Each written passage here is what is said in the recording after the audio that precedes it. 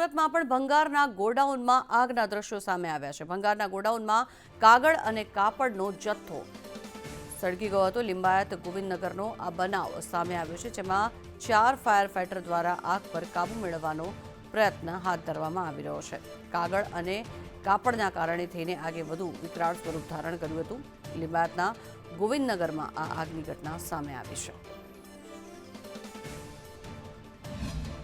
લિંબાયત ગોવિંદનગર ખાતે ઇન્ડસ્ટ્રીયલ એરિયામાં ભંગારનું ગોડાઉન છે રડ્ડીનું, એમાં ફાયર થયેલું હતું ને ફાયર થોડું મોટા પ્રમાણમાં હતું। આગ દૂરથી દેખાતી હતી એટલે અમારે 4 ગેટની ગાડીઓ અહીંયા હાજર હતી। લગભગ 7 થી 8 ગાડીઓ હાજર હતી એટલે ખૂબ જ શોર્ટ સમયમાં અમે આગ ઉપર કાબૂ લઈ લીધો અને આજુબાજુ જે ખાતાઓ છે એમને બચાવી લીધા છે। ગોડાઉન સંપૂર્ણ નાશ થઈ ગયું છે, પણ આજુબાજુના ખાતાઓ અમે સહી સલામત બચાવી લીધા છે।